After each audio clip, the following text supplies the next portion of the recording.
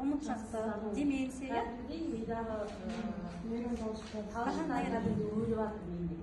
сізде, иә? Ол жерде де сол блоквейктен бастайсыз, бәрібір де блоквейктен бастайсыз. Суыңызды ішесіз, жақсылап тұрып. D3 обязательно. D3 әрине, иә. D3 обязательно. Сізге мысалы қан тамырларының жаңағы қан айналымын жақсарту керек, сізге оттегі жіберу керек, иә? Нони қабылдайсыз, Йонвейв қабылдайсыз, омега қабылдайсыз, теплобум қабылдайсыз міндетті түрде бұндай. Коллаген брейн, но его еще нету. Қазір менде цирроз печень дейді, дұрыс жұмыс істемейді. Сізде ма? Иә, менде өзімде эндометриоз дейді менде.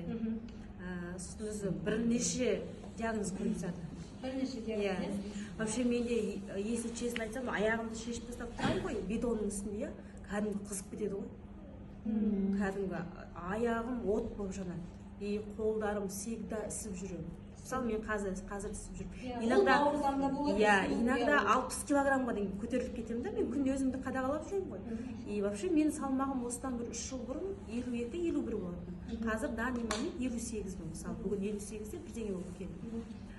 Редко есімім Жібек болады. Жібек ханым, осы ауруларыңызға алып келген қандай өмір салтыңыз болды, айтыңызшы? Не істедіңіз? Осындай жап-жассыз, иә?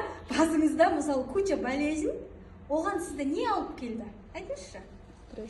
Гүлжан ханымның жақсы сөзі бар ғой? Айтады ғой, иә? Кез келген емді бастамас бұрын дейді. Алдымен дейді, сен емделуге дайынсың ба дейді, иә? Сен ана өмір салтыңды өзгерткен кезде сен шипа аласың дейді. Гиппократтың сөзін айтады ғой Гүлжан ханым. Денсаулық семинарының бәрін сонымен аяқтайды, иә? Қорытынды жасайды. Сен дайынсың ба бұрынғы өмір салтыңды өзгертуге деп айтады. Мен сізге де соны айтам. Бұл өнімдерді ішпей тұрып, сіз осы аурумен келдіңіз ғой, иә? Жасыңыз 30-дан асқанша?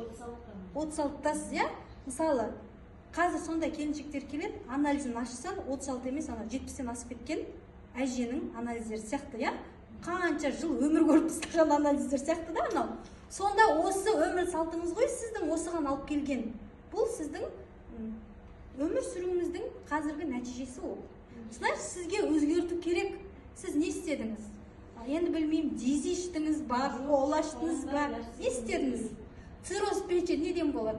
Соны өзімді таппай жатырмын. Просто мен қалай түнгі ауысымда істедім. Түнгі ауысым, көрдіңіз ба? Көбінде мен 2-3 стресс бар. Жыл 12 ай болады, жыл 12 ай жұмыстамын. Бала шағаны асырау керек. Асқындырып жібергенсіз ғой? Солай жүрміз.